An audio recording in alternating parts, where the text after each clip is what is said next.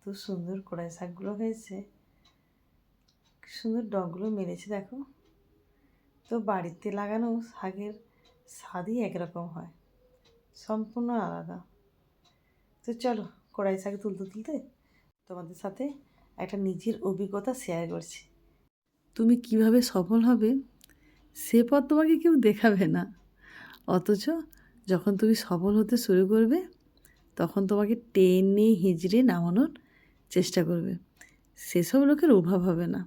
আর একটা কী বলো তো, যখন তুমি মন খারাপ করে বসে থাকবে তখন সবাই বলবে, আরে কেন মন খারাপ করে আছিস, ওসব বাদ দে, নিজের মতো করে লাইফ কাটা, নিজের মতো করে থাক। যখন তুমি নিজের মতো করে থাকার চেষ্টা করবে তখন আবার ওরাই ঘুরে বলবে, বাবা অবস্থা দে কেমন আছি, একটু ভাবনা নেই, চিন্তা নেই, কী করে যেসব করে, বাবা ওই পারে, দেখে তো মনে হয় না ওর মনে কষ্ট আছে। তাহলে দেখতে পেয়েছো তো, যখন তুমি একটু ভালো থাকার চেষ্টা করবে কেউ তোমাকে সহ্য করতে পারবে না।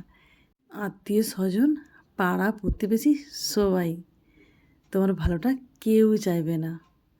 কিন্তু কি বলো তো, আমাদেরকে তো বেঁচে থাকতেই হবে, মানে সবসময় বলতে হবে ডোন্ট কেয়ার। ডোন্ট কেয়ার বলে মনকে শক্ত করে নিজের জীবনযাপনটা সুন্দরভাবে কাটিয়ে দিতে হবে।